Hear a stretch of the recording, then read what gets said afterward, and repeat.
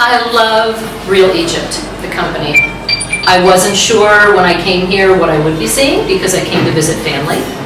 And my nephew said, you need to see Luxor, you need to see Cairo, and we have the perfect people for you to work with.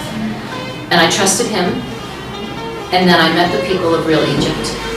And I was amazed. They care about their guests. I'm not a client. I'm not someone who's in a bus with 30 people. It's one-on-one. They cared about my comfort. They cared about what I wanted to see. Just in case I had done my own research and read every guidebook before I came, which I didn't. They wanted to know what I wanted to see. But also it was the pace of the trip. It didn't have to be too fast. It's hot, you know, I came from the States and it was hotter than it was at home. How would that have affected me? They always made sure I had cold water with me. They stopped and they'd get it from a store to make sure, even though I had a bottle of water in the car, they made sure that I got more.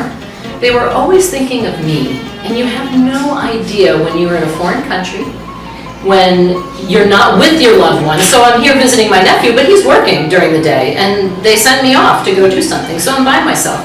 I am an experienced solo traveler. I love to travel by myself. I usually do my own tours, whether it's an acoustic guide or with a guidebook. But then when I came here, it was such a different experience because the one thing I feel like I'm with friends or family. They have made me felt like I was taken care of, that what was important to them was what they felt what was important to me. And I have loved every minute of it. And I can't wait to come back. Of course, you can't see everything that you should see when you come here in your first trip. So I did go to Luxor for 3 days. It was 109 degrees. It's never that hot at home. So they took into account, we're just gonna do the tour in the morning because it gets too hot. That's when our heat wave is happening. So I could go back to the hotel, I could use the pool, I could rest. They took that into consideration. In fact, my guide there, Ahmed, said, even though you have a 2-day tour and you're here for a 3rd day relaxing, I'm going to make your tour, I'm going to chop it up into 3 parts. We're not going to cram everything into 2 days. And I thought, I don't think that would happen where I live. I think that they would follow an itinerary. This is what the client paid for, this is what they're going to get, and I'm going to put them back on their plane or send them home. That was really amazing to me. And so obviously I'm totally going to recommend Real Egypt to everyone back at home. I've already gotten the business card. I've already gotten their emails with all their contact information. I've told them I'm going to stay in touch with you, whether you like it or not. You can't get rid of me. It's just, it's enveloping. It's like they've wrapped themselves around me to make sure that I get the best experience. And I think with that, I have felt I need more. And I don't mean that in a selfish way. I mean that because they've been so open with me and wanting to share the antiquities that are here, share the sights, share the experience, that they're sharing their world with me. They're sharing their personal life with me.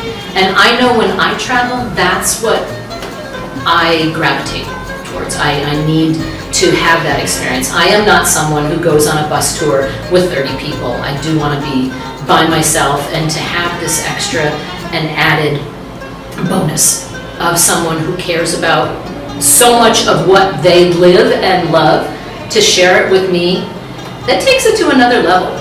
And I think I don't know other tour companies here, so I can't say I can compare it to another company. I don't want to find another company to compare them to. Why should I, when I found what I want and they make me feel like I'm home?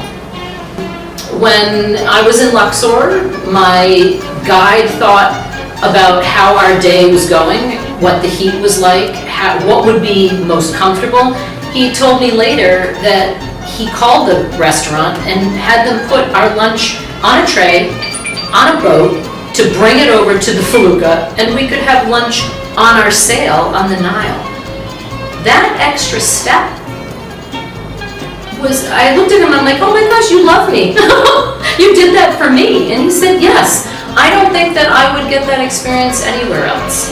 And also when the guides are taking me around, whether it's the pyramids or it's the temples in Luxor, the tombs, there was always time given for me to just be absorbing everything.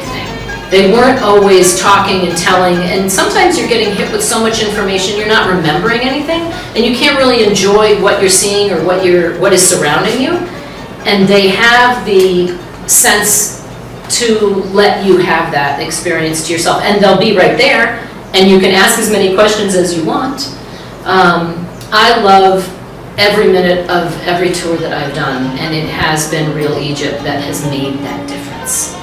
And I can't wait to come back. There is so much here to see. So I'm thinking right now it's May.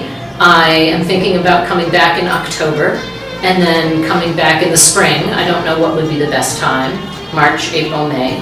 I don't mind the heat, so it doesn't matter if I come here when it's really hot. But I'm already working on what my future itinerary will be. So maybe I'm being a little selfish that I want more of Egypt in my life, but I found the right people who want to share their Egypt with me. And for that,